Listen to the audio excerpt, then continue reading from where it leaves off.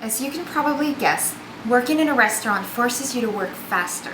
So today I want to share with you 5 tips that I've learned from my experience that'll help you make your cooking more efficient and faster. And trust me, it's a good feeling when you finish cooking a lot faster than you thought you would.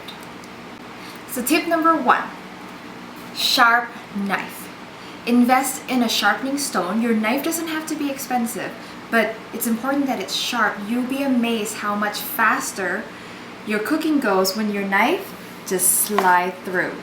It's like swimming downstream rather than up. So if your knife squishes your tomato before it'll cut it, it's probably time.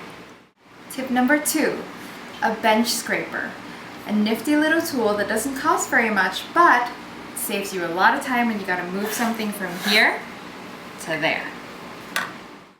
Tip number 3, have a garbage bowl right by your workstation. So rather than having to every time take your garbage and turn around and walk it over to the garbage, something always falls on the floor on the way, you can just put it there. Continue cooking, deal with this at the very end.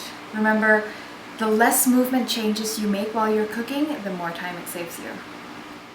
Tip number 4, always have a wet towel or a wet paper towel under your cutting board.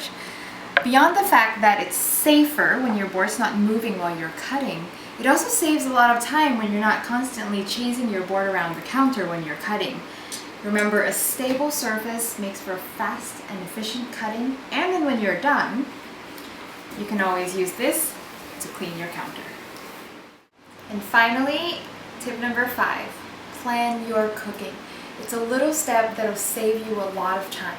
So before you start, do a quick mental run through of what you have to do, what order is best to do it in, and if there's anything that can be done at the same time.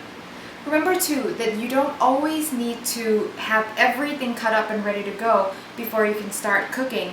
For example, I often have my onion or garlic or whatever slow cooking on low heat in the background while I'm cutting other things that's going in afterwards. What we're trying to avoid is idle time. This standing and stirring something for 5 minutes that doesn't need to be stirred, but only because you've got nothing else to do. And if nothing else, you can always clean while something is cooking.